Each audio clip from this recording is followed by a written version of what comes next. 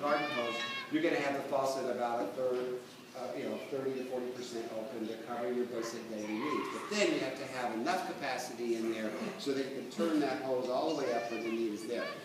At that point, the electric companies have to be very responsive, and if they can, remember, electricity travels at the speed of light.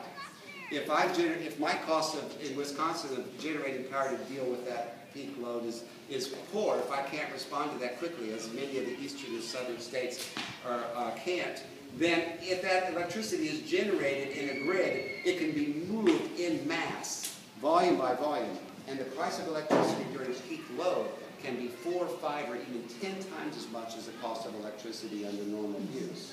So if we have it makes perfect sense. I'm not criticizing the utility companies for coming up, with this proposal, because if you can have a super grid of lines in effect that is placed on top of it for regional transfer, right?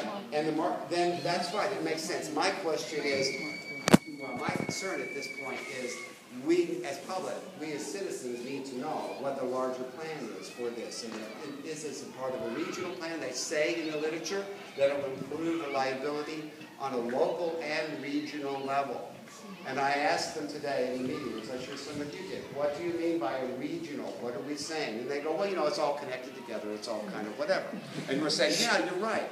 It's connected together, so let's see where the connections are. Let's see what the demand is. If we're going to be improving reliability, to use the garden hose analogy, if we can water our state with electricity and use a 5/8" hose, we're going to be paying for the cost, and we know that's 10% right now. We've spent over $1 billion in transmission in the state of Wisconsin from 2008 to 2010, 2002 to 2008. A little over $1 billion. And as a result, we have, the PSC will say in their own report, the highest residential electric rates in the Midwest, largely because of, due in large part to the expense of the transmission lines that are already on our bill. Okay? So if we're going to be building more lines, we're going to be adding to that. And the curious thing about why they're expensive, they say $425 million, or let's call it $600 million, include the CapEx 2020 in there. That's a lot of money. Granted, the problem is that I mentioned it earlier. What about the finance part of that side? Now, electric companies don't have a lot of equity right now. Why? Because their product is moving they're not growing at a fast rate. So getting a loan for $600 million shouldn't be that hard for an electric company, but maybe there's some other ways we can do it. So what they do is they get a proposal for this project, they get it accepted by the Public Service Commission, it's granted, it's meeting some public's need. Right? And then all of a sudden, they have a project where's the equity in the project? When was the last time you didn't pay your electric bill? Okay, because it's a 10% roughly price that's added onto your bill. So now, here's the trick. 10% doesn't sound like a lot, but like a mortgage, it's not just 1 month, it's not just a year, it's 20 to 40 years of the duration on the mortgages. So that if you were to take the figure that ATC provided us at the town meeting in March of 10%, the average electric bill electric bill in Wisconsin in 2009 was $200 per customer. With 10% of their bill came out to $200 per customer. So the average electric customer in 2009, 10% of the bill that they paid was $211. Okay?